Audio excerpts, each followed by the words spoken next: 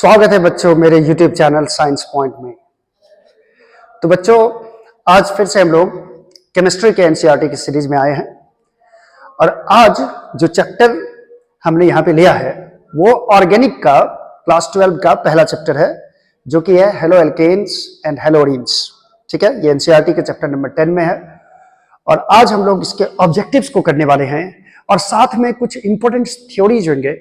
इस थियरीज को हम लोग देखेंगे पहले, उसके बाद इसके ऑब्जेक्टिव को करेंगे और जिनका थियरी पहले से क्लियर है वो डायरेक्ट ऑब्जेक्टिव पे जा सकते हैं। देखो बच्चे, सबसे पहले हम लोग इसका वेटेज जान ले कि बिहार बोर्ड में जो क्वेश्चंस आते हैं इससे जो ऑब्जेक्टिव आता है बच्चों, ऑब्जेक्टिव, ये ऑब्जेक्टिव आपको 4 से 8 नंबर का ऑब्जेक्टिव आ सकता है, यानी 4 से 8 क्वेश्चन इसका वेटेज है।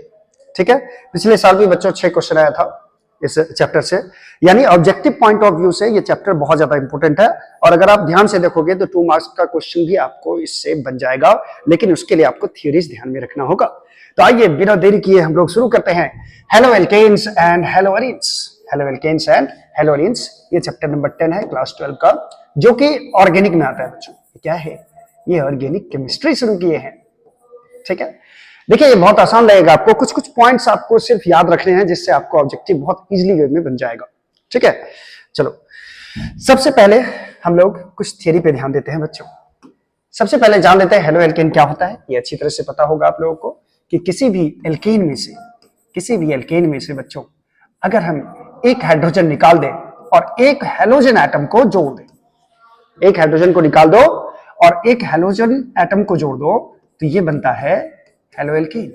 हेलो एल्केन, ये हेलो मतलब हेलोजन है बच्चों और एल्केन जानती हो CN2+2 होता है। तो यदि मान लीजिए R है, RH है, RH, ठीक है, RH का मतलब यहां पे हो सकता है बच्चों CH3, CH4 को जैसे मैंने लिख दिया CH3H। ठीक है, इसमें क्या करो, एक हाइड्रोजन को हटा दो और एक हेलोजन, कोई भी हेलोजन को जोड़ दो, जैसे मैंने Cl जोड़ दिया। तो हेलोजन जानते हैं बच्चों, halogen family group 17 halogen family कहलाता है और हेलोजन फैमिली में होते हैं बच्चों फ्लोरीन, क्लोरीन, ब्रोमीन और आयोडीन। इसी 4 का केवल यूज होगा, ऐसे एस्टेटाइन भी होता है। ठीक है, तो यहाँ पे RCl हो जाएगा, हाइड्रोजन को अलग कर दो तो इसी RCl को बोलते हैं हम लोग हेलो एल्केन। जैसे मैंने CH3H में एक हाइड्रोजन को हटा दिया और एक Cl को जोड़ दिया तो ये बन जाएगा बच्चों CH3H को हटा के Cl डाल दो, ये बन जाता है मिथाइल क्लोराइड, या इसी को बोलते हैं बच्चों क्लोरोमीथेन। क्लोरोमीथेन बोलते हैं इसको। ठीक है, इसका आयुपैक नाम हो जाता है क्लोरोमीथेन। क्लोरो में ये हो गया हेलो हेलो हेलो। ठीक है, उसके बाद मेथेन, मेथेन मतलब क्या हो गया बच्चों? एल्केन। इस हेलो एल्केन भी बोलते हैं इसको। ठीक है, या इसी को एल्काइल हैलाइड कहा जाता है बच्चों, इसी का नाम रखा जाता है एल्काइल हैलाइड। ठीक है, तो ये आपने समझ लिया कि हेलो एल्केन होता क्या है। हेलो एल्केन में क्या रहेगा, एक हेलोजन रहेगा और एक एल्काइल ग्रुप रहेगा। दैट इज, अगर जनरली इसको डिनोट करने के लिए बोलेगा बच्चों तो इसको RX से डिनोट किया जाता है। RX जहां भी लिखा रहे समझना ये हेलो एल्केन है। ठीक है, चलिए आगे बढ़ते हैं, छोटे छोटे टॉपिक्स हैं उसको देखते जाएंगे रे। पॉइंट नंबर 2, कुछ इंपॉर्टेंट पॉइंट्स है बच्चों। तो आप सोच रहे होंगे कि इसका यूज कहां होता है। हेलो एल्केन्स तो हम लोग पढ़ रहे हैं सर, लेकिन इसका यूज कहां होगा? तो देखिए सबसे ज्यादा इसका यूज होता है ड्रग्स में, यानी कि दवा बनाने में, वो ड्रग्स नहीं जो एकदम इंजेक्शन लेके भूख लेते हो, फार्मास्यूटिकल में यूज होता है इसका। देखो जरा, जैसे कुछ एग्जांपल है, क्लोरामफेनिकॉल है। क्लोरामफेनिकॉल का यूज किया जाता है बच्चों टाइफाइड जो किसी को हो जाता है, टाइफाइड, उस टाइफाइड के ट्रीटमेंट में दवा बनाने के लिए यूज किया जाता है क्लोरामफेनिकॉल। चलो, आयोडीन की कमी से हम लोगों को बॉडी में यदि आयोडीन की कमी हो जाए तो बच्चों ग्वाइटर हो जाता है, मतलब घेगा, गर्दन पे देखे होगे इतना बड़ा मांस लटक जाता है, उसको बोलते हैं ग्वाइटर। ठीक है, तो आयोडीन की कमी से होता है। ये पॉइंट सब आपको याद रखनी है। आयोडीन की कमी से कौन सा रोग होगा? ग्वाइटर होगा, ग्वाइटर। चलो, क्लोरोक्विन है बच्चों, क्लोरोक्विन को यूज किया जाता है ट्रीटमेंट ऑफ मलेरिया, यानी मलेरिया में क्लोरोक्विन का टैबलेट दिया जाता है, दवा दिया जाता है बच्चों, क्लोरोक्विन। ठीक है, ये सब कौन से कंपाउंड है? जैसे क्लोरोमफेनिकॉल, ये सब हेलो एल्केन के कंपाउंड है। ठीक है, आयोडीन जानते ही हो, आयोडीन अकेले नहीं रहेगा, ये एल्काइल ग्रुप के साथ रहेगा। उसके बाद हेलोथेन यूज होता है बच्चों एनेस्थेटिक ड्यूरिंग सर्जरी में, एनेस्थीसिया में यूज किया जाता है बच्चों, सर्जरी जब होता है तो हेलोथेन का यूज किया जाता है। और COCl2 जिसको फॉसिल भी बोलते हो, ये यूज होता है, इसको कार्बोनाइल क्लोराइड भी बोलते हैं बच्चों, कार्बोनाइल क्लोराइड। ठीक है, इसका यूज किया जाता है बच्चों फायर एक्सटिंग्विशर में, यानी कि आग बुझाने में इसका यूज किया जाता है बच्चों COCl2 का। ठीक है, कहीं आग लग गई, अग्निशमन यंत्र जाता है, उसमें COCl2 रहता है। ठीक है, चलो आगे बढ़ते हैं बच्चों। ये सब पॉइंट्स आपको याद रखना है। COCl2 फायर एक्सटिंग्विशर में यूज किया जाता है। ठीक है, उसके बाद मलेरिया के ट्रीटमेंट में क्लोरोक्विन याद रखो इसको, मलेरिया के ट्रीटमेंट के लिए यूज किया जाता है, मलेरिया को ठीक करने के लिए। आयोडीन की कमी से कौन सा रोग होता है? वाइटर। ये सब पॉइंट्स आपको याद रखने हैं। ठीक है, ये सबसे ऑब्जेक्टिव आए हुए हैं। चलो नेक्स्ट बढ़ते हैं बच्चों। Types of monohaloalkane directly. Point number 3, types of alkane कहा क्या? टाइप्स ऑफ एल्केन अच्छा नहीं है बच्चों, टाइप्स ऑफ एल्केन मैं बता देता हूं आपको। टाइप्स ऑफ एल्केन के क्या होता है, यहीं पे मैं एक्सप्लेन कर देता हूं। तो देखो बच्चों, types of halo alkane hello, कितने टाइप है तुम्हारे बता दो जरा। ठीक है, देखो बच्चों, अगर हम लोग इसको नंबर ऑफ हेलोजन एटम्स पे इसको कैटेगराइज करें on the basis of number of halogen atoms, कितने हेलोजन एटम्स लगे हैं, इसके हिसाब से अगर हम देखें तो इसको 3 भाग में डिवाइड किया गया है बच्चों। 3 भाग में, एक हो गया मोनो हेलो एल्केन किसको बोलेंगे बच्चों? जिसमें एक ही हेलोजन ग्रुप जुड़ा हो। ठीक है, एक हेलोजन ग्रुप जुड़ा रहेगा, जैसे मान लो C के साथ एक हाइड्रोजन जुड़ा हुआ है, सॉरी एक क्लोरीन जुड़ा हुआ है, मिथाइल क्लोराइड, इसको मोनो हेलो एल्केन बोलते हैं। मोनो माने क्या हो गया? 1, जिसमें एक हेलोजन एटम जुड़ा रहेगा एल्काइल ग्रुप के साथ, तो उसको बोलते हैं हम लोग मोनो हेलो एल्केन। जैसे मान लो C है, CS3 है, CS2 है, यहां भी CS2 है और यहां एक Cl जुड़ा हुआ है। ठीक है, तो इसको बोलेंगे मोनो हेलो एल्केन। ठीक है, डाई हेलो एल्केन होता है बच्चों, हेलो।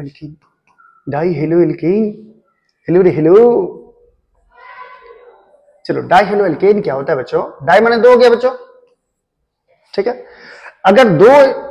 अगर हेलोजन ग्रुप जुटा हुआ है किसी कार्बन के साथ, मान लीजिए इधर भी C है, इधर CS3 है, इधर X है, इधर X है और इधर भी CS3 है, इसको डाई हेलो एल्केन बोलते हैं बच्चों, जिसमें 2 हेलोजन जुटा हुआ है। और तीसरा होता है बच्चों पॉली हेलो एल्केन।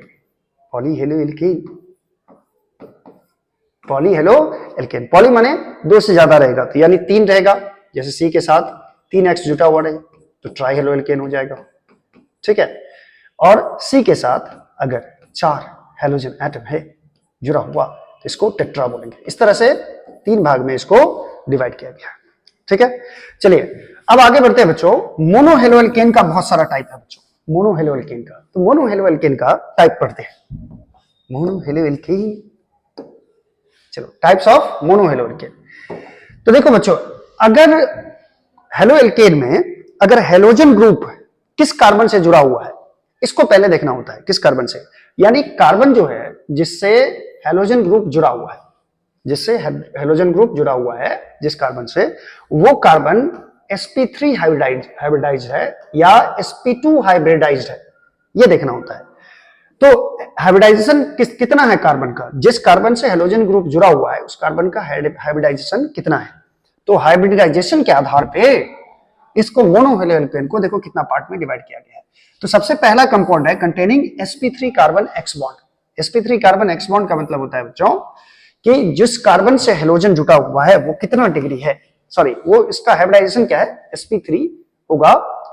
अगर उस कार्बन से हेलोजन जुड़ा हुआ है, किस कार्बन से, जिसका हाइब्रिडाइजेशन जिस कार्बन का sp3 है, उससे यदि हेलोजन ग्रुप जुड़ा हुआ है, ठीक है, तो इसको हम लोग कैसे बांटेंगे ये देखिए जरा। सबसे पहले हम लोग देखते हैं कि जिस कार्बन से हेलोजन जुटा हुआ है उस कार्बन का हाइब्रिडाइजेशन कितना है, sp3। तो इसको 3 पार्ट में डिवाइड किया गया बच्चों, प्राइमरी, सेकेंडरी और tertiary.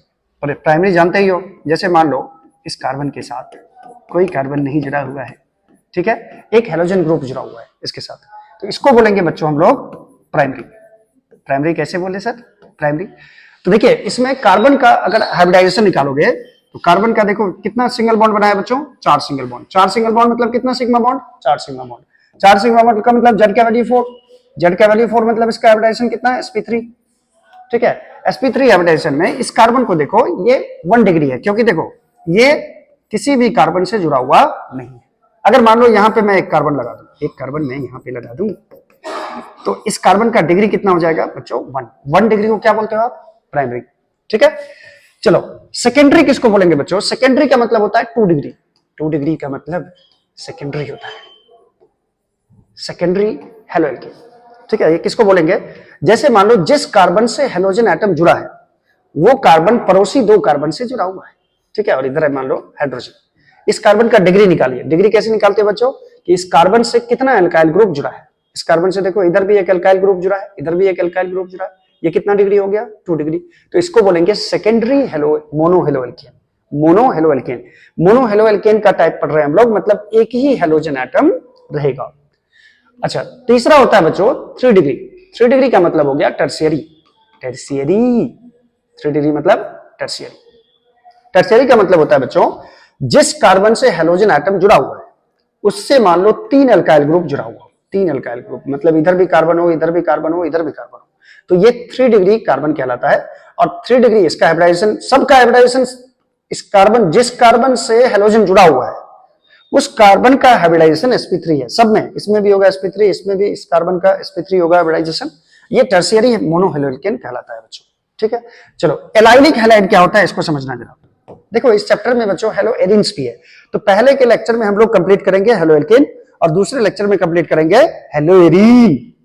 Hello arene, allylic halides क्या होता है बच्चों? ये देखो जरा, जैसे मान लो कि इस कार्बन से हेलोजन जुड़ा हुआ है और इसके बगल वाले कार्बन पे होना चाहिए डबल बॉन्ड। देखो समझने का तरीका है, एलाइलिक हैलाइड समझना होगा क्योंकि इससे ऑब्जेक्टिव आते हैं बच्चों। जिस कार्बन से हेलोजन ग्रुप जुड़ा हुआ है उस कार्बन के बगल वाले कार्बन पर डबल बॉन्ड होना चाहिए, इसको बोलते हैं हम लोग एलाइलिक हैलाइड। बात समझिए, इसको जनरल भाषा में अगर देखोगे तो एनसीईआरटी में ये दिखाया गया है, ये एक कार्बन और यहां पे भी एक कार्बन और यहां एक्स, ये एलाइलिक हैलाइड है। देखो इस कार्बन से जो कार्बन अटैच है, यहां भी कार्बन है, उस कार्बन पे क्या है? डबल बॉन्ड है, तो इसको बोलेंगे ये एलाइलिक हैलाइड है। क्या है? एलाइलिक हैलाइड है। फिर से सुनो एक बार, जिस कार्बन पे हेलोजन एटम जुड़ा हुआ है उस कार्बन के बगल वाले कार्बन पे क्या होना चाहिए बच्चों? डबल बॉन्ड होना चाहिए, उसको बोलते हैं हम लोग एलाइलिक हैलाइड। एलाइलाइड। चलिए ये समझ गए आप लोग। नेक्स्ट देखते हैं बच्चों, नेक्स्ट क्या है सर? नेक्स्ट क्या लेके आए हैं आप? चलो नेक्स्ट देखते हैं बच्चों। अब हम उस कार्बन मोनोहेलोएल्केन की बात करेंगे, उस मोनोहेलोएल्केन की बात करेंगे जिसमें कार्बन का हाइब्रिडाइजेशन होगा sp2। किस कार्बन का? जो कार्बन डायरेक्टली जुड़ा है किससे? हेलोजन एटम से। ठीक है, उसके आधार पे इस ऐसे कार्बन जो रहेगा जिसका हाइब्रिडाइजेशन sp2 होगा और उसके साथ जुड़ा हुआ रहेगा कौन? हेलोजन का ग्रुप जुड़ा हुआ रहेगा, इसको बोलते हैं बच्चों विनाइलिक हैलाइड। इसको क्या बोलते हैं? विनाइलिक। याद रखना, कंफ्यूजन नहीं आना चाहिए, एलाइलिक विनाइलिक में कंफ्यूजन नहीं आना चाहिए। जिस कार्बन से हेलोजन एटम जुड़ा है उस कार्बन पे ही डबल बॉन्ड होनी चाहिए, उस कार्बन पे ही डबल बॉन्ड होना चाहिए, यानी एक हाइड्रोजन रहेगा यहां पे, या इधर हो सकता है कि एक कार्बन भी हो। अब इस कार्बन का हाइब्रिडाइजेशन निकालो जो कार्बन डायरेक्टली हेलोजन एटम से अटैच है। इस कार्बन का देखो बच्चों, डबल बॉन्ड में एक सिग्मा होता है, एक पाई होता है, जानते ही हो। इसमें एक सिग्मा हो गया ये, एक सिग्मा हो गया ये। नंबर ऑफ सिग्मा बॉन्ड कितने हुए? 3। लोन पेयर कुछ भी नहीं, कार्बन पे 0, तो जेड का वैल्यू 3 हो गया, तो इसका हाइब्रिडाइजेशन कितना हो जाएगा? sp2 हो जाएगा। तो sp2 कार्बन से कौन जुड़ा है? हेलोजन एटम जुड़ा हुआ है। ठीक है, अब इस कार्बन, जिस कार्बन पर हेलोजन एटम जुड़ा हुआ है उस कार्बन पर डायरेक्टली डबल बॉन्ड है, उसी कार्बन पे डबल बॉन्ड हो जाए तो ये विनाइलिक हैलाइड कहलाता है। इसको क्या बोलते हैं हम लोग? विनाइलिक हैलाइड कहलाता है। चलिए फिर से देखिए, ध्यान दीजिए जरा, एलाइलिक विनाइलिक में अंतर समझो। एलाइलिक में क्या बोला था मैंने? कि जिस कार्बन पर हेलोजन एटम जुड़ा है, यानी हेलोजन जिस कार्बन से जुड़ा हुआ है उसके बगल वाले कार्बन पे डबल बॉन्ड होनी चाहिए। जैसे ये हेलोजन इस कार्बन से जुड़ा हुआ है तो इस कार्बन के बगल वाले कार्बन पे डबल बॉन्ड होना चाहिए, इसको एलाइलिक बोलते हैं।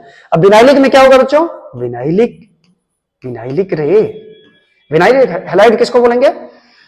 जिसमें कार्बन, जिस कार्बन पर हेलोजन एटम है उसी पे डबल बॉन्ड होना चाहिए, इसी कार्बन पे डबल बॉन्ड होना चाहिए। देखो इस दोनों में क्या अंतर है, साफ साफ दिख रहा है। ठीक है, क्लियर है ये चीज? क्लियर है? तो आगे बढ़े, आगे।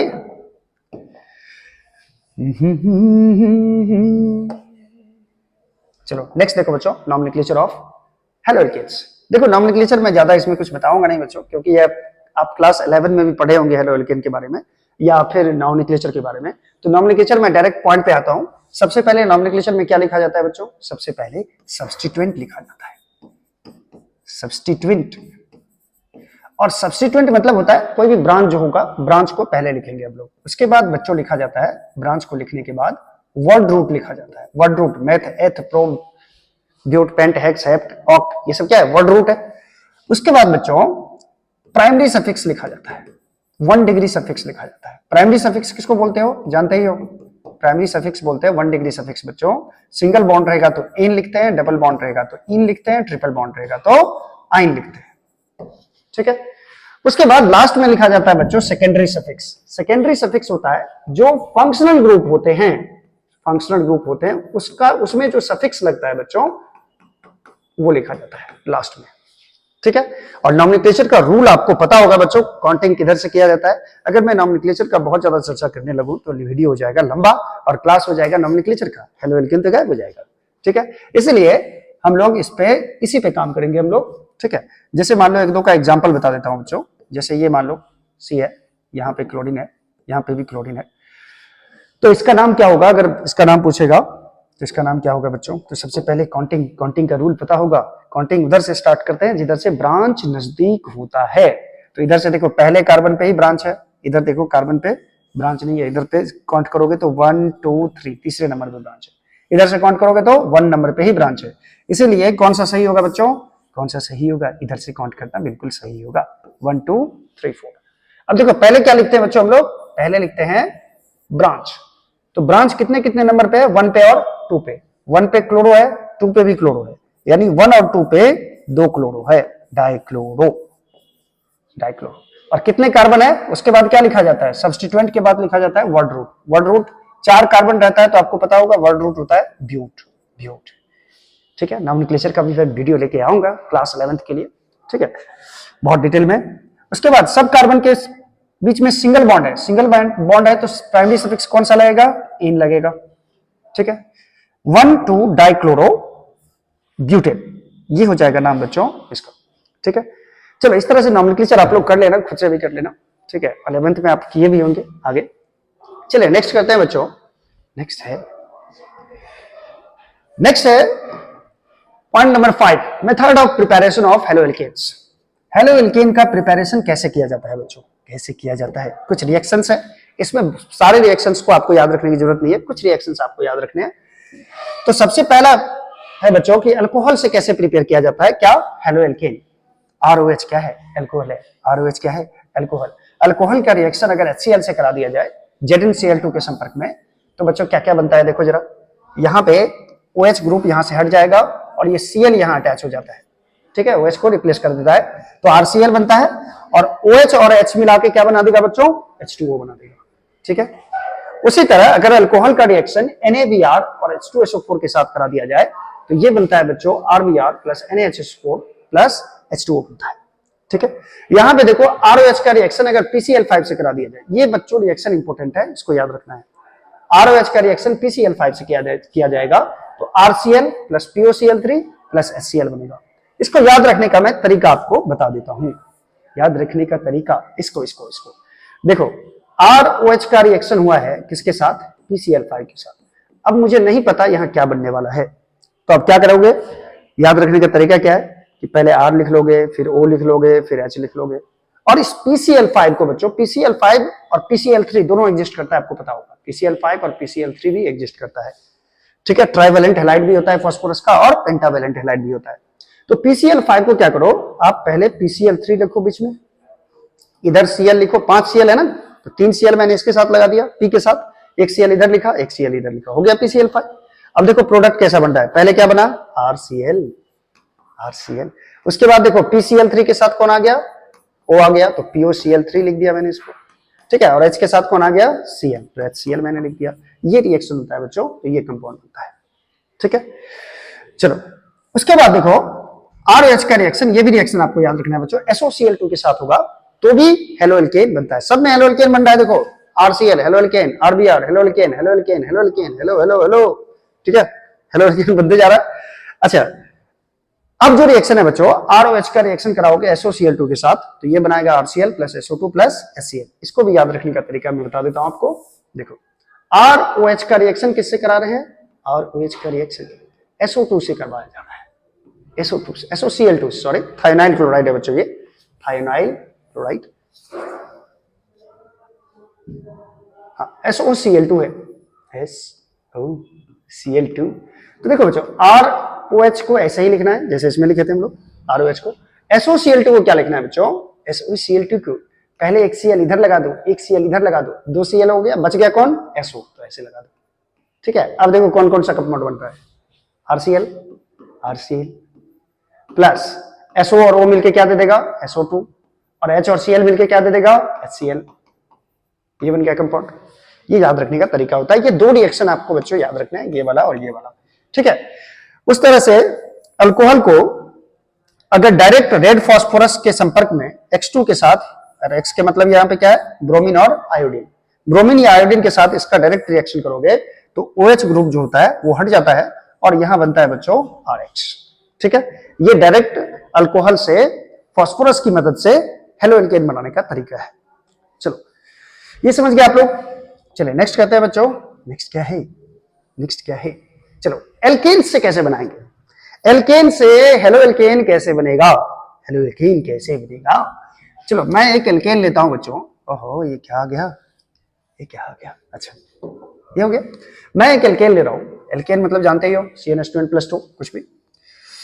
तो यहां पे मैंने ले लिया CH3, CH2, CH2, CH2, और यहां पे मैंने ले लिया बच्चों, यहां पे मैंने ले लिया ब्रोमीन, ले लिया ब्रोमीन या क्लोरीन मान लो ऐसा।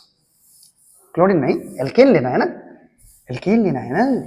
चलो, मैंने यहां ले लिया CH3, यानी ये ब्यूटेन का फॉर्मूला है बच्चों। ठीक से देखो तो 4 कार्बन है, 4 कार्बन में नाम क्या होगा एल्केन में? ब्यूटेन। ब्यूटेन का रिएक्शन करा दो Cl2 के साथ। किसके साथ? Cl2 के साथ, क्लोरीन के साथ रिएक्शन करा दो बच्चों। यहां पे जो रिएक्शन होता है ये फ्री रेडिकल रिएक्शन होता है। मैं इतना डिटेल में नहीं जाऊंगा बच्चों, उसके लिए आपको मैकेनिज्म समझाना पड़ेगा फिर कि क्लोरीन का ये फ्री रेडिकल रिएक्शन कैसे होता है इसके साथ।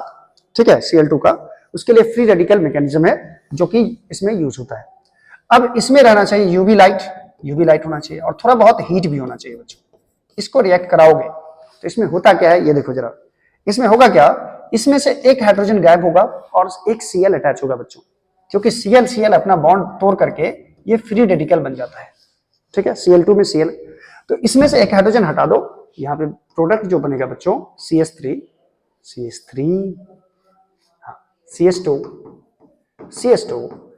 और यहां से एक हाइड्रोजन हटा दीजिए आप। लास्ट वाला में से क्या किए?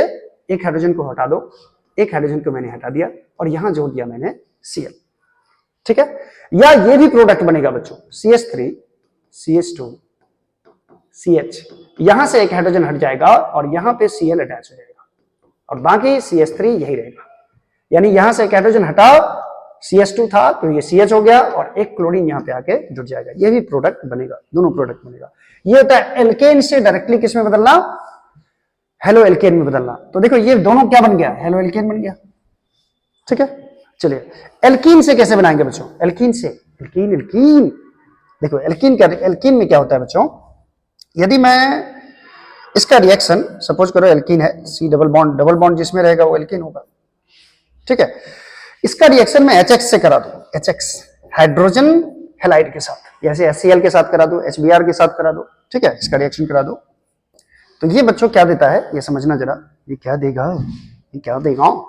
देखो एक्चुअली क्या होगा, ये डबल बॉन्ड ब्रेक होता है कार्बन कार्बन के बीच में, और यहाँ पे HX में जानते ही हो X जो होता है यानी हेलोजन जो होता है उसका इलेक्ट्रोनेगेटिविटी ज्यादा होता है, जिसके कारण इस पे डेल माइनस और इस पे डेल प्लस चार्ज आता है, क्योंकि ये इलेक्ट्रॉन को, हाइड्रोजन के इलेक्ट्रॉन को अपनी तरफ खींच लेता है। तो इसमें क्या होगा बच्चों? सबसे पहले इसमें एक कार्बन का जो डबल बॉन्ड होगा, ये डबल बॉन्ड टूट के पहले ये सिंगल बॉन्ड हो जाएगा। क्लियर है? Single bond. अब इसमें से एक हाइड्रोजन किसी एक कार्बन पे आ जाएगा और एक X जो है ये किसी एक कार्बन पे आ जाएगा। तो ये बन गया हेलो एल्केन, ये बन गया हेलो एल्केन।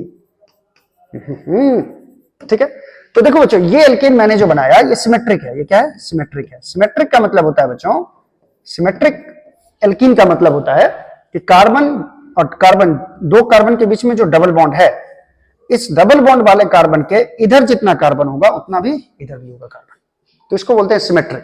सिमेट्रिक का मतलब समझो, सी डबल बॉन्ड ओ है, sorry C double bond C है, तो इधर भी सी हो इधर भी एक सी हो, यानी डबल बॉन्ड वाले कार्बन जो है उसके लेफ्ट साइड में और राइट साइड में क्या है, same number of carbon atoms है, तो इसको बोलते हैं सिमेट्रिक। लेकिन असिमेट्रिक देगा तो क्या होगा, असिमेट्रिक। असिमेट्रिक का मतलब हो गया कि यहां पे मान लीजिए कार्बन डबल बॉन्ड है और यहां पे एक एच है, सपोज करो CH2 है, और यहां पे एक एच है और यहां पे H3 है, ठीक है। इसका रिएक्शन मैंने करा दिया मान लो HCl के साथ, ठीक है।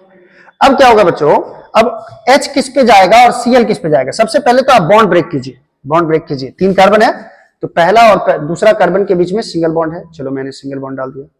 अब देखो तीसरा जो कार्बन है इस पे डबल बॉन्ड था तो ये पहले टूटेगा सिंगल बॉन्ड में, ठीक है। अब HCl में H कहां जाएगा और Cl कहां जाएगा, H कहां जाएगा और Cl कहां जाएगा, तो यहां रूल फॉलो होता है बच्चों, मार्कोनी-कोप्स रूल, नाम जरूर सुना होगा, मार्कोनी-कोप्स रूल। मार्कोनी-कोप्स रूल क्या कहता है बच्चों, मार्कोनी-कोप्स रूल ये कहता है बच्चों कि यदि HX इसके साथ रिएक्ट करेगा या HCl रिएक्ट करेगा तो हाइड्रोजन कहां जाएगा, इस कार्बन पे जाएगा या इस कार्बन पे, यानी डबल बॉन्ड वाले किस कार्बन पे जाएगा, ये हाइड्रोजन।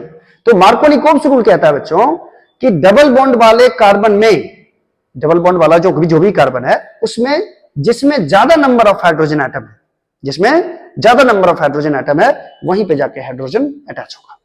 तो बताइए इस दोनों डबल बॉन्ड वाले कार्बन में हाइड्रोजन की जो संख्या है इसमें 2 है, इस कार्बन के पास 1 है, ठीक है। तो ये 2 वाले हाइड्रोजन पे जाके जुड़ जाएगा, यानी यहां बन जाएगा CH3, ठीक है।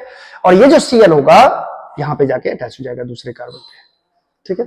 बाकी जो हाइड्रोजन था बच्चों H3 और यहां एक H ये रहेगा ही, यानी ये बन गया हेलो एल्केन। और यही मेजर प्रोडक्ट बनता है बच्चों, ये मार्कोनी-कोप्स रूल यहां पे फॉलो होता है। क्लियर है ये चीज, क्लियर है। चलो नेक्स्ट देखते हैं बच्चों आगे क्या है, आगे क्या है, आगे है halogen exchange. Halogen exchange, halogen exchange में क्या होता है बच्चों, ये देखो जरा, जैसे मान लो CH3Br है, मिथाइल ब्रोमाइड है, इसका रिएक्शन तुम करा दोगे सोडियम आयोडाइड के साथ, सोडियम आयोडाइड के साथ, तो ये हेलोजन एक्सचेंज का मतलब होता है, दोनों हेलोजन है देखो, ब्रोमीन भी आयोडीन भी, ये दोनों एक दूसरे को एक्सचेंज कर लेता है, मतलब दोनों एक दूसरे का स्थान ग्रहण कर लेता है, रिप्लेस होकर आयोडीन आ जाएगा यहाँ पे और ब्रोमीन आ जाएगा यहाँ पे, यानी ये जो कंपाउंड बनाएगा वो CH3I बनाएगा प्लस NaBr बना देता है। इसको बोलते हैं हम लोग बच्चों हेलोजन एक्सचेंज, ठीक है। अब बच्चों समझना स्वार्ट्ज रिएक्शन क्या होता है। स्वार्ट्ज रिएक्शन, स्वार्ट्ज रिएक्शन क्या होता है, देखो स्वार्ट्ज रिएक्शन जो हेलो फ्लोराइड बनाने के लिए होता है, मेनली किसको बनाने के लिए, हेलो फ्लोराइड। देखो बच्चों अगर आप देखोगे कि हेलोजन फ्लोरीन का जो कंपाउंड बनाना होता है वो बहुत ही मुश्किल होता है, थोड़ा फ्लोरीन ज्यादा एक्सप्लोसिव होता है बच्चों, ठीक है, हाई रिएक्टिविटी होता है उसका, तो जल्दी एक्सप्लोर हो जाता है।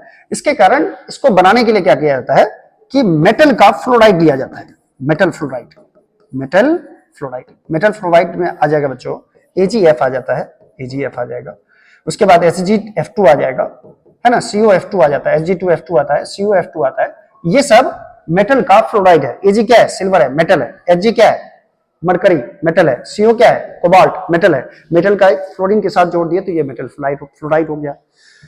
अब यदि मैं CH3Cl लूं, CH3 Cl, अगर मैं इसका रिएक्शन कराऊं AgF के साथ यानी सिल्वर फ्लोराइड के साथ, मेटल के फ्लोराइड के साथ रिएक्शन किसका हो रहा है, किसका हो रहा है, CH3Cl का हो रहा है, ठीक है। ये हम लोग पढ़ रहे हैं हेलोजन एक्सचेंज में बच्चों, हेलोजन का एक्सचेंज होने वाला। CH3Cl से AgF के साथ रिएक्शन करा दोगे तो यहां भी हेलोजन एक्सचेंज होता है बच्चों, फ्लोरीन यहां जाएगा और Cl यहां जाएगा, यानी CH3F बन जाएगा और यहां पे बन जाएगा AgCl का प्रेसिपिटेट, ठीक है।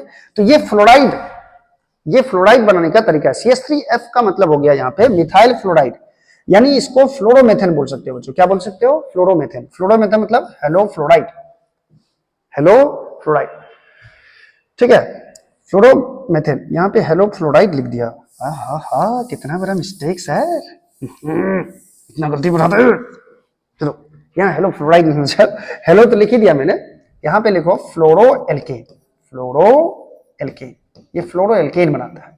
फ्लोरोएल्केन बनाने के लिए श्वार्ट्ज रिएक्शन यूज किया जाता है। इसी रिएक्शन को बच्चों बोलते हैं हम लोग श्वार्ट्ज रिएक्शन। क्या बोलते हैं? Swarts reaction. हाँ, अभी तक तो कितना गाली पड़ गया होगा मुझे, है? ये क्या लिख दिया था मैंने? Hello fluoride. अच्छा ठीक है बच्चों, ये है श्वार्ट्ज रिएक्शन, इसे ध्यान में रखना है बच्चों आपको। श्वार्ट्ज रिएक्शन, ठीक। चलो नेक्स्ट देखते हैं बच्चों, कुछ पॉइंट्स है।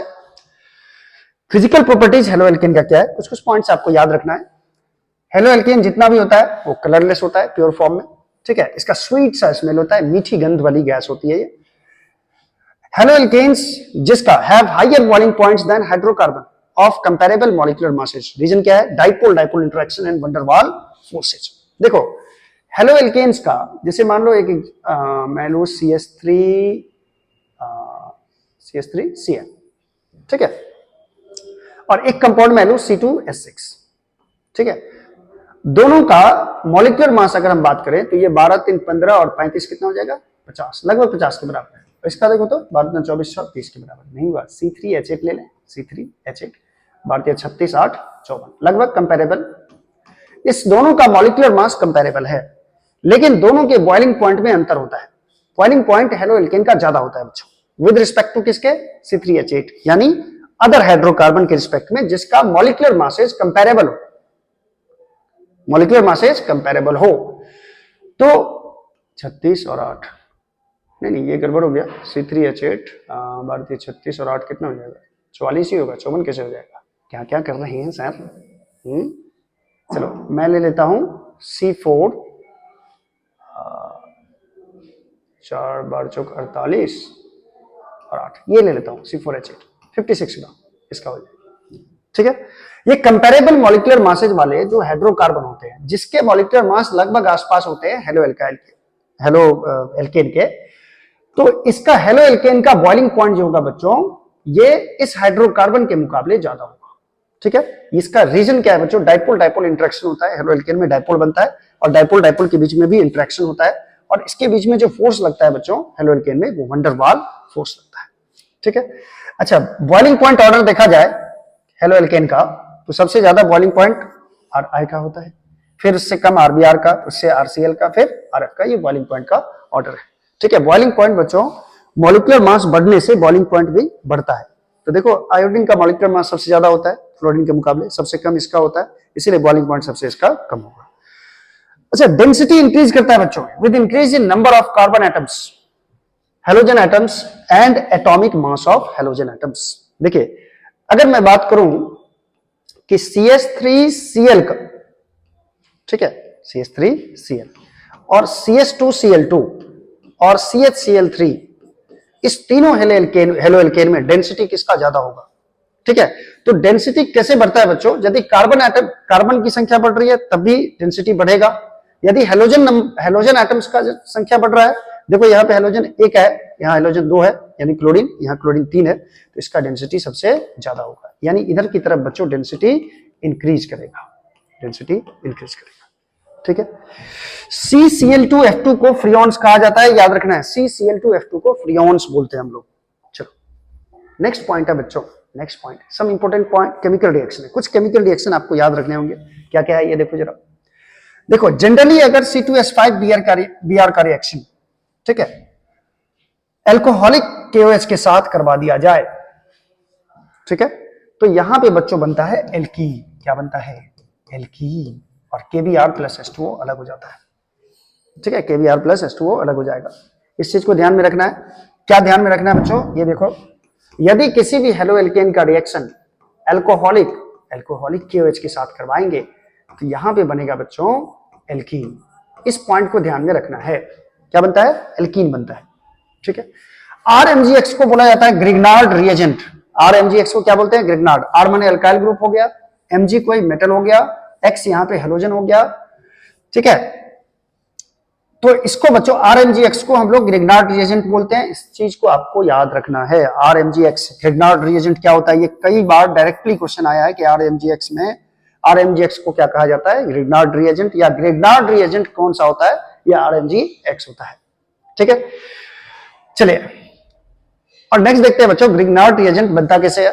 तो अगर C2H5Br यानी इथाइल ब्रोमाइड का रिएक्शन मैग्नीशियम से करा दिया जाए in the presence of dry ether, तो यहाँ बनता है CH3CH2 MgBr। CH3CH2 का मतलब हो गया C2H5 जो कि R है, और ये Mg है, और Br का मतलब क्या हो गया, X हो गया। तो RMgX को क्या बोलते हैं बच्चों, ग्रिग्नार्ड रिएजेंट बोलते हैं। ठीक है, ऊर्ज रिएक्शन क्या होता है ये ध्यान देना जरा। यदि अल्काइल हैलाइड का रिएक्शन सोडियम के साथ करवा दिया जाए, सोडियम के साथ, तो यहां पे बच्चों अल्काइल बनता है, डबल अल्काइल, डाई अल्काइल। क्या बनता है, डाई अल्काइल, दो अल्काइल बनता है। और Na और X अलग हो जाता है, Na और X अलग हो जाता है। इसमें बहुत दिन से प्रेम है बच्चों। Na ग्रुप 1 का element, X group 17 elements. Alkali metals और हेलोजन मेटल जो होते, हेलोजन एटम जो होते हैं वो बहुत ज्यादा हाईली रिएक्टिव होते हैं और दोनों मिलकर के तुरंत कंपाउंड बना देते हैं। ठीक है, चलिए अब जरा देखते हैं क्लोरोफॉर्म। CaCl3 किसका फॉर्मूला है बच्चों, क्लोरोफॉर्म। क्लोरोफॉर्म, क्लोरोफॉर्म का जब ऑक्सीडेशन करवाया जाता है बच्चों तो यहां बनता है COCl2, COCl2 जिसको फॉस्जिन भी बोलते हैं हम लोग, और इसका यूज किया जाता है फायर एक्सटिंग्विशर में यूज होता है बच्चों। ठीक है, COCl2 का यूज होता है। ये रिएक्शन भी डायरेक्टली आपको पूछता है, ये याद रखना है। क्लियर है ये चीज, क्लियर है।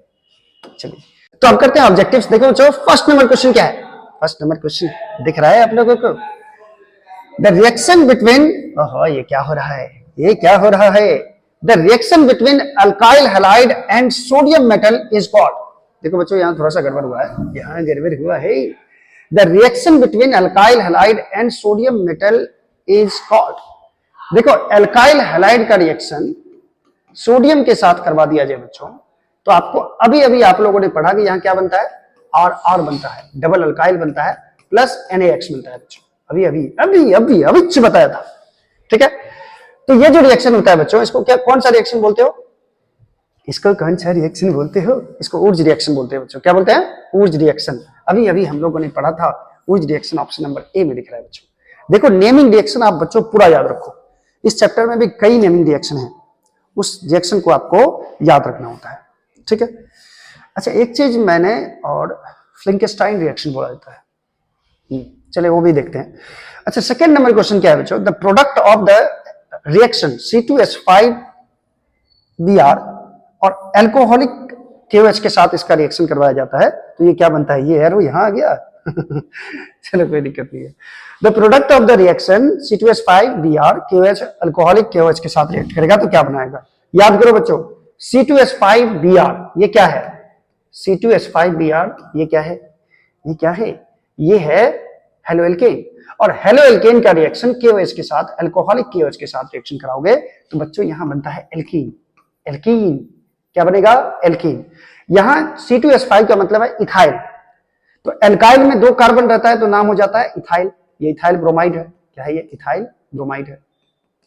ठीक है, एल्कीन बनाना है तो एल्कीन कैसे बनेगा, 2 कार्बन में एल्कीन में क्या नाम होगा, एथीन। एथीन का फॉर्मूला क्या होगा, C2H4, और C2H4 का स्ट्रक्चर आप कैसे बनाओगे, C2, इधर H कितना डालोगे 2, इधर भी H कितना डालोगे 2, ये एथीन का स्ट्रक्चर होता है बच्चों।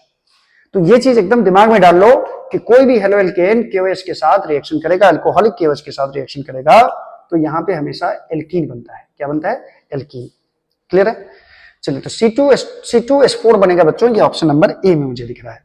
ठीक है, नेक्स्ट रिएक्शन क्या है, which one of the following is the main product of the reaction CHCl3 plus O2। CHCl3 का अभी अभी मैंने रिएक्शन देखा था, बताया था मैंने आपको कि क्लोरोफॉर्म का और जब ऑक्सीडेशन होता है बच्चों, CHCl3 का जब ऑक्सीडेशन होता है तो यहां एक कंपाउंड बनता है COCl2 और इसके साथ साथ बनता है HCl। याद करो, याद करो, इसको क्या बोलते हैं, फॉस्जीन, फॉस्जीन, फॉस्जीन बोलते हैं इसको। ठीक है, और ये फायर डिस्टिंग्विशर में यूज किया जाता है, एक्सटिंग्विशर में, फायर एक्सटिंग्विशर में इसको यूज किया जाता है। ठीक है, चलो नेक्स्ट है बच्चों, नेक्स्ट है, अच्छा 4th नंबर क्वेश्चन है बच्चों, SN2 mechanism produced via formation of.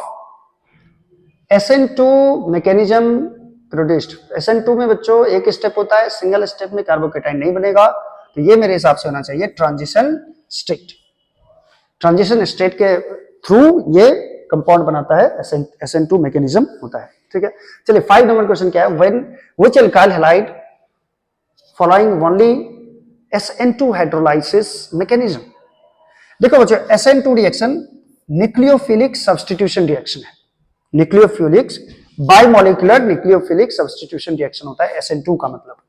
और SN2 रिएक्शन में क्या होता है बच्चों, SN2 रिएक्शन में सिंगल स्टेप में रिएक्शन कंप्लीट हो जाता है, सिंगल स्टेप में रिएक्शन कंप्लीट होता है।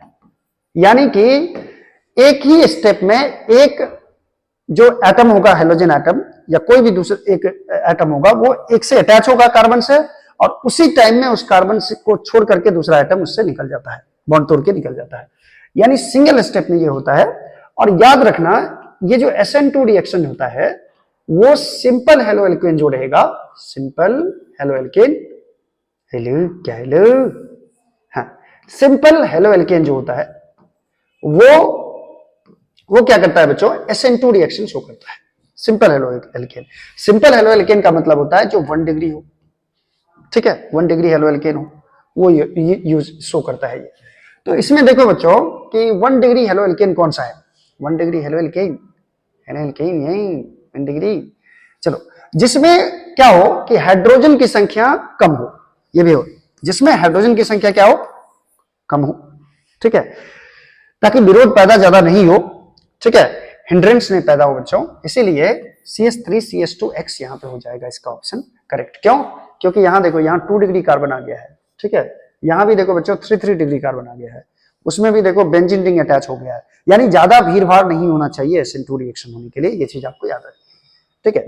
अच्छा, नेक्स्ट क्वेश्चन है बच्चों, a Grignard reagent is prepared by the action of magnesium in by ether, नहीं होगा, यहां ड्राई ईथर होना चाहिए बच्चों, इन ड्राई ईथर ऑन। यानी ग्रिग्नार्ड रिएजेंट बनाने के लिए मैग्नीशियम का रिएक्शन ड्राई ईथर के संपर्क में किसके साथ करवाया जाएगा? तो सबसे पहले तो आपको समझना होगा कि ग्रिग्नार्ड रिएजेंट क्या है। ग्रिग्नार्ड रिएजेंट है बच्चों RMgX, ठीक है। तो RX का रिएक्शन किससे करवाया जाता है? Mg से करवाया जाता है। किसके संपर्क में? ड्राई ईथर के संपर्क में करवाया जाता है। तो यहां पे बच्चों बनता है कंपाउंड ऑर्गेनोमेटालिक कंपाउंड कहा जाता है इसको बच्चों, ऑर्गेनोमेटालिक कंपाउंड RMgX, मेटल से रिएक्शन हुआ यहाँ पे। तो RX यहाँ पे कौन सा है? C2H5OH, ये तो अल्कोहल है, ये तो होगा नहीं हेलो एल्केन। RX का मतलब क्या होता है? हेलो एल्केन, ये हेलो एल्केन नहीं है। C2H6 ये एल्केन है, इथेन का फॉर्मूला है। C2H5Cl, C2H5Cl बिल्कुल सही। C2H5Cl जब रिएक्ट करेगा तो ये बना देगा बच्चों C2H5MgCl, ये बना दिया ग्रिग्नार्ड रिएजेंट MgCl, ठीक है। तो हेलो एल्केन ही Mg के साथ रिएक्ट करेगा तो RMgX बनाएगा, जिसको आप लोग क्या बोलते हो? ग्रिग्नार्ड रिएजेंट बोलते हो। ये तो साइनाइड हो गया बच्चों, नाइट्राइल जिसको बोलते हो, ठीक है। चलो नेक्स्ट है, यानी कि C2H5Cl आपका ऑप्शन हो गया इसमें। चलिए नेक्स्ट क्या है बच्चों? नेक्स्ट है, what are the products form by the chlorination of methane in diffuse sunlight. Chlorination of, लिख दो यहां, chlorination of methane in diffuse sunlight. यानी हाँ, मेथेन का जब क्लोरीनेशन किया जाता है, क्लोरीनेशन का मतलब होता है बच्चों एडिशन ऑफ क्लोरीन। क्लोरीन यदि किसी कंपाउंड में ऐड हो रहा है तो उसको बोलेंगे क्लोरीनेशन। यानी मेथेन का क्लोरीनेशन कराने से कौन सा कंपाउंड बनता है? यानी CH4 का Cl2 के साथ रिएक्ट कराएंगे डिफ्यूज्ड सनलाइट में। डिफ्यूज्ड सनलाइट भी रहना चाहिए बच्चों, पर ज्यादा नहीं रहना चाहिए। इसके साथ रिएक्शन कराओगे बच्चों तो यहां पे डिस्प्लेसमेंट रिएक्शन होता है। डिस्प्लेसमेंट रिएक्शन क्या होता है कि जैसे CH4 में क्या होगा कि एक हाइड्रोजन इसमें से गायब हो जाएगा, यानी CH3 बचेगा, और एक Cl जाके इसमें अटैच हो जाएगा। समझो बात को। CH4 में मेथेन में कितना हाइड्रोजन था? 4 हाइड्रोजन में एक हाइड्रोजन गायब हो गया तो क्या बचेगा? CH3, और एक हाइड्रोजन गायब होकर के कौन जुट जाता है? क्लोरीन। तो क्लोरीन का जुटना ही कहलाएगा क्लोरीनेशन। इसको क्या बोलते हो बच्चों? इसको बोलते हैं मिथाइल क्लोराइड, और बाय प्रोडक्ट के रूप में HCl मिलता है। फिर ये CH3Cl बाकी बचे क्लोरीन के साथ, यानी ये जो कंपाउंड होता है ये बाकी बचे क्लोरीन के साथ फिर से रिएक्ट करेगा, और यहां पे देखो बच्चों, यहां पे एक हाइड्रोजन फिर से गायब होगा।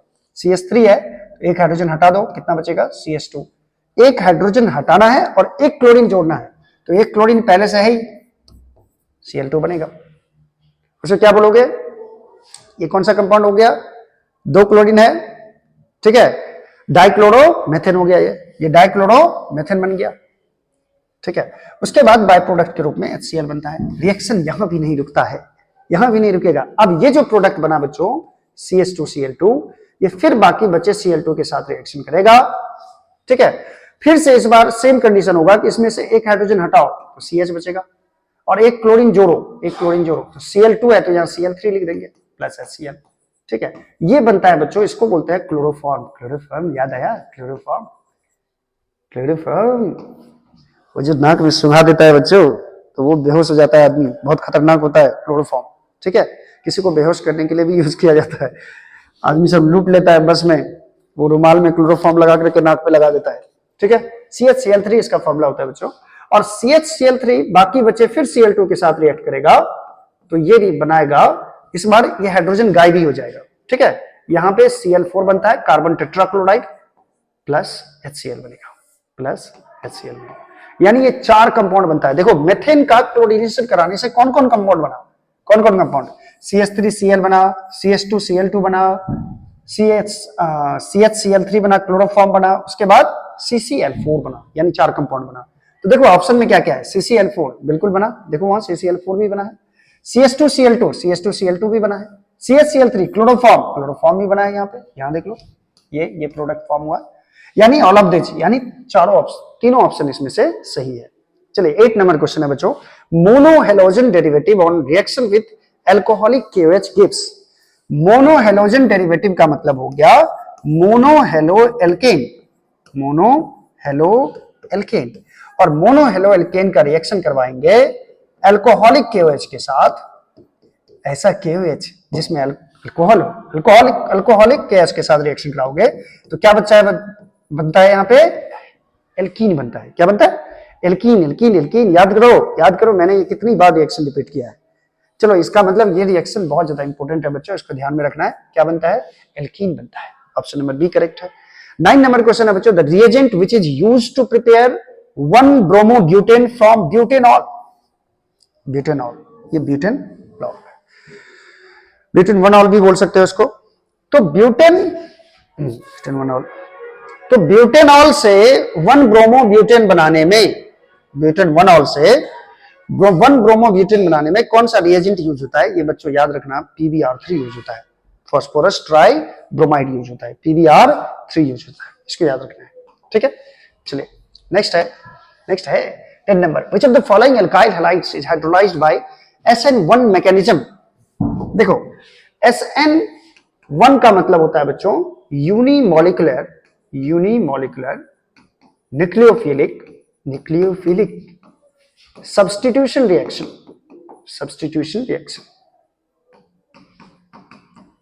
ठीक है, देखो ये रिएक्शन जो होता है बच्चों, ये 2 स्टेप में पूरा होता है। ये 2 स्टेप में पूरा होगा। 2 स्टेप में, कितना स्टेप में? 2 स्टेप्स में पूरा होता है। और ये ज्यादातर 3 डिग्री जो हेलोएल्केन होता है, 3 डिग्री, यानी जिसको टर्शियरी हेलोएल्केन बोलते हो, उसके लिए SN1 रिएक्शन ही होता है, यानी उसका रिएक्टिविटी ज्यादा होता है SN1 की तरफ। ठीक है, कितना डिग्री? 3 डिग्री, जिसमें जिस कार्बन से हेलोजन जुटा है उसके साथ बहुत सारे अल्काइल ग्रुप जुड़ा हुआ हो, तो ये जो है ये जल्दी SN1 रिएक्शन को शो करता है, रिएक्टिविटी ज्यादा होता है इसका। ठीक है, SN1 रिएक्शन में बच्चों कार्बोकेटाइन बनता है, पढ़े होगे अगर। SN1 रिएक्शन में क्या बनता है? कार्बोकेटाइन बनता है। ठीक है, जो एक न्यूक्लियोफाइल इलेक्ट्रोफाइल होता है, और न्यूक्लियोफाइल इस पे आके अटैक करता है। ठीक है, तो जिसमें 3 डिग्री कार्बन ढूंढो जरा, जिसमें ज्यादा, मतलब इसमें यदि SN1 का रिएक्टिविटी ऑर्डर देखोगे बच्चों, SN1 रिएक्शन का रिएक्टिविटी ऑर्डर, तो सबसे ज्यादा रिएक्टिविटी दर्शाता है टर्शियरी हेलोएल्केन, उससे कम होता है सेकेंडरी का, और उससे कम होता है प्राइमरी का। तो आपका प्रायोरिटी सबसे पहले किसको देंगे हम लोग? टर्शियरी को। तो टर्शियरी कौन सा है इसमें देख लो जरा। C के साथ 2 CH3 जुड़ा है, ये 2 डिग्री हो गया कार्बन। C के साथ, यानी जिस कार्बन के साथ हेलोजन अटैच है उसका डिग्री चेक करना है।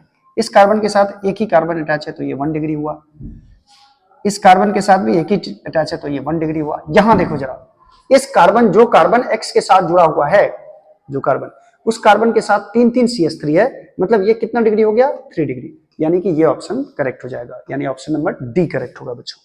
क्लियर है? तिलियल। अच्छा, which of the following is vinyl halide? याद करो, एलाइलिक हैलाइड और विनाइल हैलाइड। याद करो, एलाइलिक किसको बोले थे बच्चों? एलाइलिक हैलाइड किसको बोले थे? हेलोजन जिस कार्बन से अटैच है उस कार्बन के बगल वाले कार्बन पे डबल बॉन्ड होना चाहिए। हेलोजन जिस कार्बन से अटैच है उस कार्बन के बगल वाले कार्बन पे डबल बॉन्ड होना चाहिए, इसको बोलते हैं एलाइलिक। और विनाइलिक क्या होता है? विनाइलिक, विनाइलिक का मतलब होता है बच्चों जिस कार्बन से हेलोजन जुड़ा है उसी कार्बन पे डबल बॉन्ड होना चाहिए, उसी कार्बन पे डबल बॉन्ड होना चाहिए। चलिए अब खोजने में लग जाओ। सबसे पहले तो खोजो हेलोजन एटम कहाँ है, सब ऑप्शन में। देखो इसमें हेलोजन एटम यहाँ है, और मुझे विनाइलिक के लिए क्या चाहिए? जिस पे हेलोजन एटम है उस पे ही डबल बॉन्ड होना चाहिए। क्या इस कार्बन पे डबल बॉन्ड है? नहीं, नहीं, यहां वाले कार्बन पे डबल बॉन्ड है। ठीक है, यहां भी देख लो, यहां इस सी के साथ Br जुड़ा हुआ है, इस सी के साथ। अगर मैं इसको लिखूं तो बच्चों ये ऑप्शन जो है ये ऐसा कुछ ऑप्शन है, CH3 C Br और यहां है CH2, ये ऑप्शन। ठीक है, इस ऑप्शन को आप साफ साफ देख सकते हो। तो ब्रोमीन क्या है? हेलोजन एटम है, और हेलोजन एटम जिस कार्बन से जुड़ा है उसी कार्बन पे डबल बॉन्ड है। देख लो, इसी कार्बन पे डबल बॉन्ड है, इसीलिए विनाइलिक यही होगा बच्चों, विनाइलिक यही होगा। इसमें भी आप चेक कर सकते हो, क्लोरीन जिस कार्बन से जुड़ा है उस कार्बन पे डबल बॉन्ड नहीं है। इसमें देखो ब्रोमीन जिस कार्बन से जुड़ा है वो ट्रिपल बॉन्ड है, ट्रिपल बॉन्ड नहीं, डबल बॉन्ड रहेगा तो उसको विनाइलिक हैलाइड कहा जाता है। यानी ऑप्शन नंबर बी करेक्ट है बच्चों। और बी नंबर जिसको इसमें समझ में नहीं आ रहा है यहां देख सकते हो।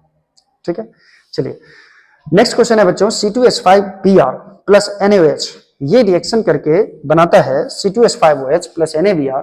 ये is an example of which of the following types of reaction? इसमें से किस टाइप के रिएक्शन को ये शो करता है? C2H5OH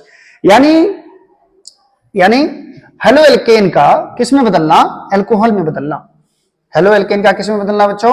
अल्कोहल में बदलना। और ये जो रिएक्शन होता है बच्चों ये न्यूक्लियोफिलिक सब्स्टिट्यूशन रिएक्शन के थ्रू होता है। किसके थ्रू? न्यूक्लियोफिलिक सब्स्टिट्यूशन रिएक्शन के थ्रू होता है। ये ऑप्शन नंबर बी हो जाएगा इसमें।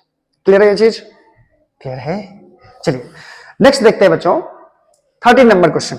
The IUPAC name of CH3C CH3CH3Br। देख लो इसका आयुपेक नाम लिखना है।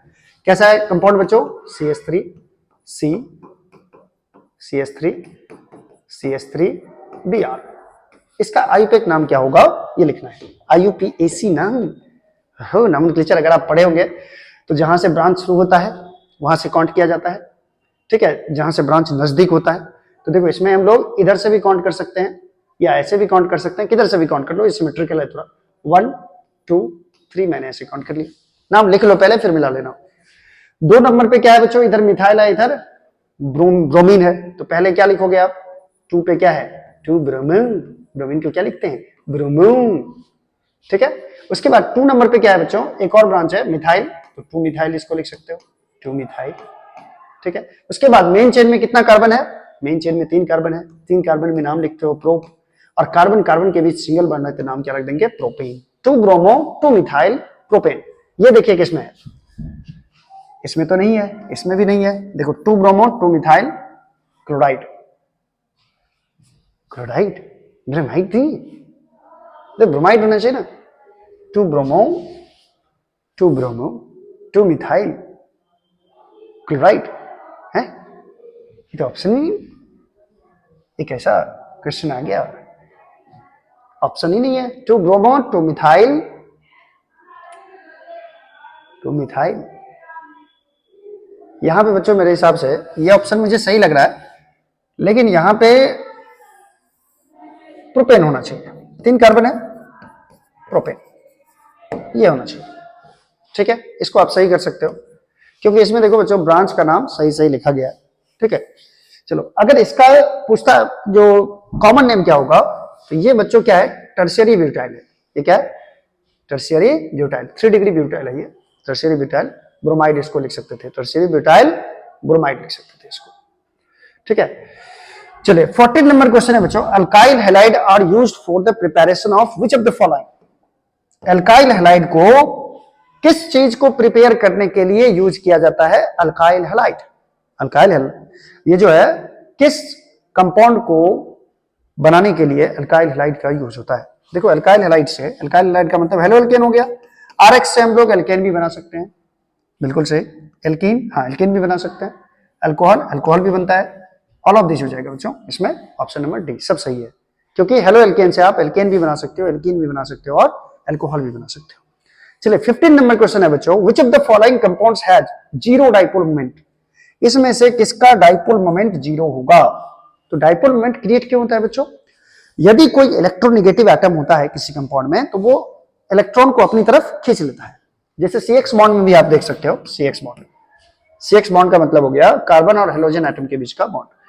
तो हेलोजन क्या होता है कि कार्बन से ज्यादा इलेक्ट्रोनेगेटिविटी होता है, जैसे मैंने मान लिया यहाँ पे क्लोरीन ले लिया Cl, तो ये क्या करता है इलेक्ट्रॉन को अपनी तरफ खींच लेता है, जिसके कारण यहाँ पे नेगेटिव चार्ज बनता है, पार्शियल नेगेटिव चार्ज, इस पे पार्शियल पॉजिटिव चार्ज, और ये एक डाइपोल बना देता है बच्चों। आप पढ़े होंगे फिजिक्स में डाइपोल क्या होता है, अगर एक पॉजिटिव चार्ज और नेगेटिव चार्ज को स्मॉल डिस्टेंस पर सेपरेट कर दिया जाए, इसको बोलते हैं डाइपोल, और इसका डाइपोल मोमेंट होता है बच्चों माइनस से प्लस की तरफ डायरेक्शन होता है, और डाइपोल मोमेंट का फॉर्मूला भी आप लोगों ने पढ़ा होगा, Q × 2L के बराबर होता है। इसमें से किसका डाइपोल मोमेंट जीरो होगा। देखो अगर किसी कंपाउंड में मान लो सपोज करो एक डाइपोल इधर क्रिएट हो गया और एक डाइपोल इधर क्रिएट हो गया अपोजिट डायरेक्शन में, तो इसका नेट डाइपोल मोमेंट क्या हो जाएगा, अगर नेट निकालोगे, वेक्टर क्वांटिटी है ना, नेट डाइपोल मोमेंट क्या हो जाएगा, जीरो हो जाएगा। तो डाइपोल मोमेंट नेट जीरो कब होगा, जब सिमेट्रिक होगा, कोई भी स्ट्रक्चर क्या होगा, सिमेट्रिक होगा। जैसे इधर हम बात करें CH3Cl में, तो इसमें एक ही क्लोरीन है, एक डाइपोल तो तगड़ा बनेगा कार्बन और क्लोरीन का, और एक डाइपोल बनेगा, 3 डाइपोल बनेगा कार्बन और हाइड्रोजन के बीच में, तो ये जीरो नहीं हो सकता है, ठीक है। अब ये CHCl3 में देख लो, इसमें इसका भी जीरो नहीं होगा। कार्बन टेट्राक्लोराइड जो होता है बच्चों, इसमें जो स्ट्रक्चर होता है ये CCl, ये ऐसा बनेगा, और क्लोरीन पे नेगेटिव आएगा, इस पे प्लस, इस पे नेगेटिव, इस पे प्लस, इस पे नेगेटिव, इस पे प्लस, और इस पे नेगेटिव, इस पे प्लस, 4 डाइपोल बनेगा, एक इधर की तरफ, एक इधर की तरफ, एक इधर की तरफ और एक इधर की तरफ। नेट डाइपोल मोमेंट क्या हो जाएगा, जीरो।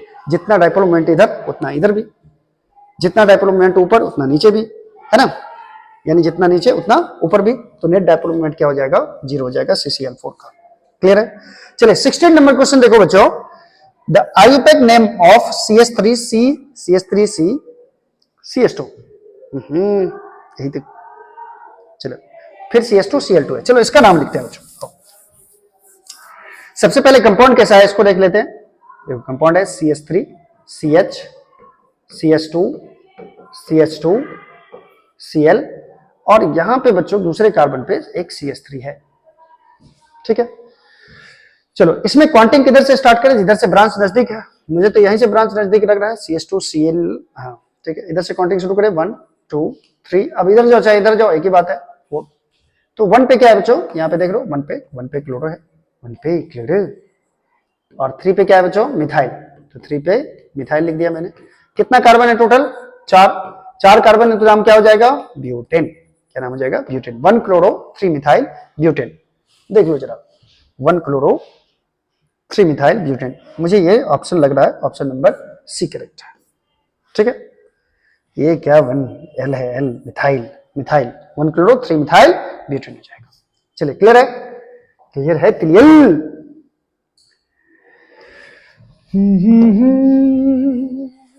17 नंबर क्वेश्चन देखो बच्चों, chloroform on reduction with Zn and water gives.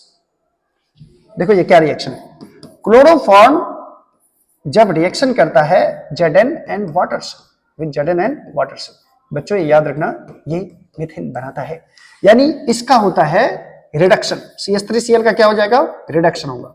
Reduction का मतलब होता है हाइड्रोजन का जुड़ना, हाइड्रोजन का जुड़ना। इसमें CH3 है, तो एक CH3 जुड़ के क्या बना देता है, CH4 बना देता है, ठीक है। यानी मेथेन बनेगा बच्चों इसमें, यानी एसिटिलीन है, इथाइलिन है, इथेन है, methane option number D correct होगा, ठीक है। चलिए, when ethyl bromide is treated with dry silver oxide then we get, देखो बच्चों ये इथर में भी पढ़ना है आपको, ठीक है। ये इथाइल ब्रोमाइड जो होता है C2H5Br, ये सिल्वर ऑक्साइड से रिएक्शन करेगा, Ag2O से रिएक्शन करेगा, तो ये क्या बनाएगा, ये बनाता है बच्चों डाइइथाइल ईथर, डाइइथाइल ईथर। ये बनाता है CH3O CH3 डाइइथाइल, सॉरी यहां पे 2 आएगा, तो C2H5O C2H5 बनाता है, यानी डाइइथाइल ईथर बनाता है। यानी ये याद रखना है आपको, इथाइल ब्रोमाइड का रिएक्शन किसके साथ, सिल्वर ऑक्साइड के साथ। चलिए 19 नंबर क्वेश्चन है बच्चों, लुकास रिएजेंट क्या होता है। लुकास रिएजेंट याद रखना, ये लुकास रिएजेंट जो होता है बच्चों, ये ZnCl2 और एनहाइड्रस ZnCl2, ऐसा ZnCl2 जो पानी को सोख ले। ZnCl2 प्लस कॉन्सेंट्रेटेड HCl के सॉल्यूशन को हम लोग बोलते हैं लुकास रिएजेंट। याद रखना, ZnCl2 प्लस कॉन्सेंट्रेटेड HCl, इसमें कौन सा ऑप्शन है देख लो, ऑप्शन नंबर ए में एनहाइड्रस CaCl2 नहीं ZnCl2, यहाँ ऑप्शन दिख रहा है बच्चों, ये ऑप्शन करेक्ट है, लुकास रिएजेंट। चलो नेक्स्ट देखते हैं बच्चों, नेक्स्ट क्या है 20 नंबर क्वेश्चन। 20 नंबर क्वेश्चन है, which of the following is the general formula of haloalkanes? Haloalkane का जनरल फार्मूला क्या होता है? याद करो जनरल फार्मूला RX। R मतलब कौन सा ग्रुप है? Alkyl group. ऑप्शन देखो, अच्छा R नहीं दिया, इसमें फार्मूला दिया है बच्चों। एल्काइल ग्रुप का फार्मूला बोलिए। एल्काइल ग्रुप का फार्मूला होता है CnH2n+1 और ये हो जाएगा X। ये ऑप्शन देखो, CnH2n+1 X, CnH2n+1 X, ये ऑप्शन नंबर बी में दिख रहा है बच्चों। क्लियर है? क्लियर। चलो 21 नंबर क्वेश्चन देखो बच्चों, which of the following methods is used to for the preparation of haloalkanes? Haloalkane बनाने के लिए कौन से मेथड का यूज किया जाता है? कौन से मेथड का? Addition of HX to alkene. HX to alkene, alkene याद करो, एल्कीन क्या इससे बनेगा? देखते हैं हेलोएल्केन बनेगा, इसका रिएक्शन HX के साथ करा देंगे तो एक H इस कार्बन पे और एक X इस कार्बन पे आ जाता है और ये डबल बॉन्ड टूट जाता है बच्चों। ये क्या बनाता है? एक X इस पे आ जाएगा, एक हाइड्रोजन इस पे आ जाएगा, बन तो गया हेलोएल्कीन। ये सही है, लेकिन ये ऑप्शन मार मत देना, और भी देख लो। बी ऑप्शन देखो बच्चों, substitution of alcohol with HX। Alcohol का भी रिएक्शन HX के साथ कराओगे तब भी बनता है हेलोएल्केन, जैसे ROH का रिएक्शन करा दो HX से, ठीक है, तो ये OH और H मिलकर के H2O बना देगा और ये RX बना देगा बच्चों, RX प्लस H2O, ठीक है। और RX क्या होता है? हेलोएल्केन होता है, यानी ये भी ऑप्शन सही है। सी में देखो बोथ ए एंड बी, यानी कि ये करेक्ट है, both A and B correct. चलो नेक्स्ट देखो बच्चों, नेक्स्ट क्या है? 22 नंबर क्वेश्चन। 22 नंबर क्वेश्चन है बच्चों, which of the following is an example of primary haloalkane? Primary haloalkane का मतलब हो गया बच्चों 1 डिग्री हेलोएल्केन। याद करो, मैंने उस दिन समझाया था, बहुत समझाया था, सन 1442 ईस्वी में समझाया था कि 1 डिग्री हेलोएल्केन क्या होता है। अरे अभी भी पढ़े थे हम लोग भाई। 1 डिग्री हेलोएल्केन होता है बच्चों, हेलोजन जिस कार्बन से जुड़ा हुआ है वो कार्बन कितना डिग्री होना चाहिए? 1 डिग्री होना चाहिए। 1 डिग्री मतलब क्या? 1 डिग्री मतलब क्या है सर? उससे या तो एक कार्बन जुड़ा हो या फिर तीनों हाइड्रोजन जुड़ा हो, ठीक है। चलो इसमें देखो, इसका स्ट्रक्चर बनाओगे तो CH3, एक इसमें 2 कार्बन है, चलो 2 कार्बन है और एक Cl है, मैं हाइड्रोजन नहीं बना रहा हूं, छोड़ दे रहा हूं। ये 1 डिग्री है, ये कार्बन क्या है? 1 डिग्री है, ठीक है। इसमें देखो बच्चों, इसमें C और Cl, C के साथ कौन जुड़ा है? Cl जुड़ा है। इधर क्या है? 2 CH3 है, एक CH3 इधर बना दो, एक CH3 इधर बना दो, ये 2 डिग्री हो गया, यानी ऑप्शन नंबर बी जो है वो 2 डिग्री है। ये कार्बन जिस कार्बन से क्लोरीन जुड़ा हुआ है वो कार्बन कितना डिग्री है? 2 डिग्री। इसमें देखो 3 डिग्री है, इसमें भी 2 डिग्री है, यानी सिंगल 1 डिग्री कौन सा आ रहा है? प्राइमरी हेलोएल्केन 1 नंबर ऑप्शन आ रहा है। चलिए 23 नंबर क्वेश्चन है बच्चों, which of the following statement is true about haloalkanes? Haloalkanes के बारे में इसमें से कौन से स्टेटमेंट सही है, कौन से स्टेटमेंट सच है? ठीक है, सच कह रहा है दीवाना, हाँ दिल किसी से लगाना, दिल मत लगाना अभी कोई है, 12वीं का पेपर है, ढंग से ध्यान दो। 23 नंबर क्वेश्चन देखो जरा। अच्छा, कौन सा सही है हेलोएल्केन के बारे में ये बताना है। Haloalkanes are less reactive than alkyl halides. लो कर दिया गंदी बात, नहीं, ये लेस रिएक्टिव नहीं होता है, ये हाईली रिएक्टिव होता है, एल्काइल हैलाइड से ज्यादा रिएक्टिव होगा, नहीं।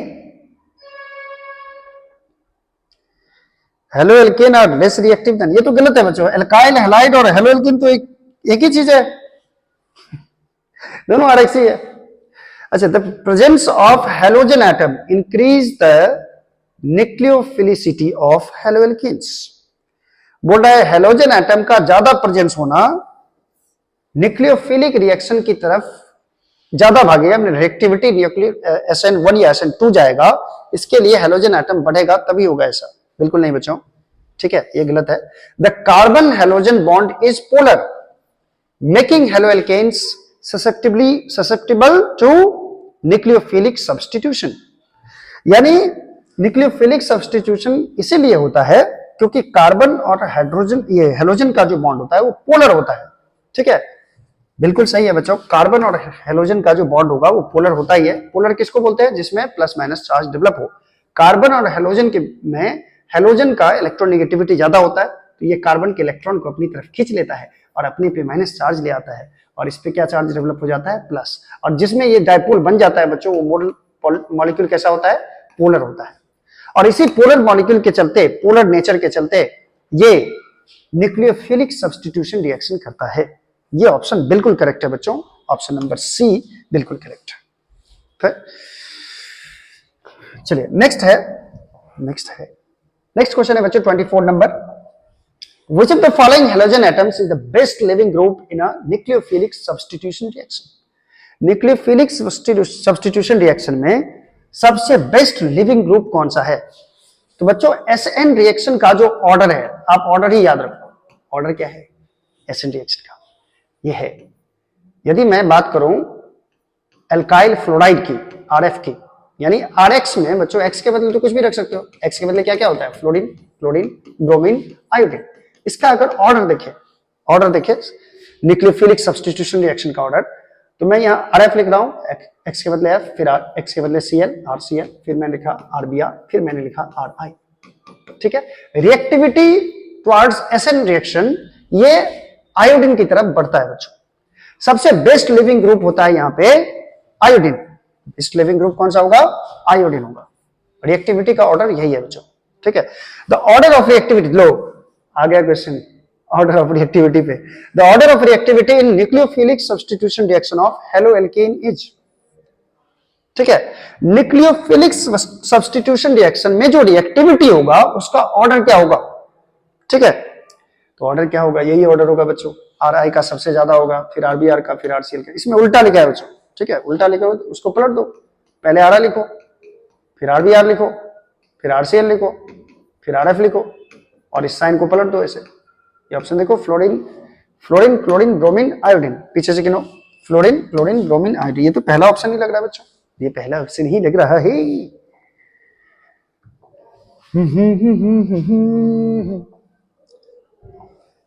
नशा ये प्यार का नशा है, नशा ये पढ़ाई का नशा है। ठीक, चलो 26 नंबर क्वेश्चन क्या है? Which of the following compounds will undergo a nucleophilic substitution reaction most readily? सबसे अधिक तेजी से SN1 ये न्यूक्लियोफिलिक रिएक्शन की तरफ कौन जाएगा बच्चों? अभी ऑर्डर क्या देखे थे हम लोग? किसका रिएक्टिविटी सबसे ज्यादा होता है? याद करो।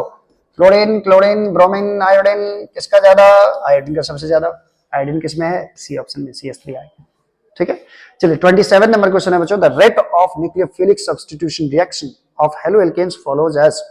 ये तो अभी भी बनाए थे हम लोग हैं, पहले आयोडीन, फिर ब्रोमीन, फिर क्लोरीन, फिर फ्लोरीन। सबसे ज्यादा हाईली रिएक्टिव कौन होता है? CH3I होता है बच्चों। ये ऑप्शन नंबर 1 करेक्ट है, फ्लोरीन, क्लोरीन, ब्रोमीन, आयोडीन। ठीक है, चलो नेक्स्ट देखो बच्चों। नेक्स्ट क्या है? नेक्स्ट है deficiency of iodine in human body causes. मानव शरीर में जब आयोडीन की कमी हो जाती है तो क्या हो जाता है? आयोडीन की कमी से बच्चों घेगा रोग होता है। ग्वाइटर, क्या रोग? कौन सा रोग? घेगा। गर्दन में देखोगे इतना बड़ा मांस लटक जाता है। ठीक है, तो ग्वाइटर होता है बच्चों। ग्वाइटर कौन सा ऑप्शन है? सी, मलेरिया होता है ना रे बाबा ना, फीवर भी नहीं। ठीक है, चलो which of the following compound is used in fire extinguisher? Fire extinguisher में किसका यूज किया जाता है बच्चों? CCl4। याद करो।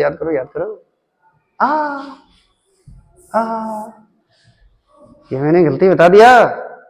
COCl2 याद करो, क्लोरोफॉर्म का ऑक्सीडेशन होता है तो COCl2 बनता है। इसका फायर एक्सटिंग्विशर में यूज किया जाता है। ठीक है, चलो 29 नंबर क्वेश्चन बच्चों। Which of the following compound is used for treatment of malaria? Malaria के ट्रीटमेंट में किसका यूज होता है? याद करो, मलेरिया में कौन सा यूज होता है? क्लोरोक्विन। ठीक है, फर्स्ट नंबर ऑप्शन सही है बच्चों। चलो 30 नंबर क्वेश्चन है बच्चों। ये तो DDT है, ये है डाइक्लोरो डाइफिनाइल टेट्राक्लोराइड। ठीक है, ये होता है 30 नंबर। ये तो DDT नहीं होगा, MgH बोलते तो गैस में यूज होता है। 30 नंबर क्वेश्चन है which with increase in number of carbon atoms of alkane their density। अगर कार्बन हेलो एल्केन में कार्बन एटम की संख्या बढ़ती जाएगी, इंक्रीज करता जाएगा, तो डेंसिटी क्या होगा, देन देयर डेंसिटी क्या होगा। बच्चों याद करो, हेलोजन में यदि नंबर ऑफ कार्बन एटम्स बढ़ेंगे हेलो एल्केन्स में, तो उसका डेंसिटी इंक्रीज करता है। क्या करता है? इंक्रीज, क्योंकि मॉलिक्यूलर वेट बढ़ जाएगा, मॉलिक्यूलर वेट के बढ़ने से डेंसिटी भी क्या होगा, बढ़ेगा। That is option number A correct है बच्चों। ठीक है, तो ये था आज का लेक्चर हेलो एल्केन का, और नेक्स्ट लेक्चर हम लोग करने वाले हैं हेलो एरीन का। ठीक है, इसी हेलो एल्केन और हेलो एरीन एक ही चैप्टर है बच्चों, तो मैंने हेलो एल्केन को अलग कर दिया, हेलो एरीन को अलग कर दिया, उस दो हेलो एरीन के बारे में हम लोग नेक्स्ट लेक्चर में करेंगे। तब तक के लिए पढ़ाई करिए, मस्त रहिए, थैंक यू।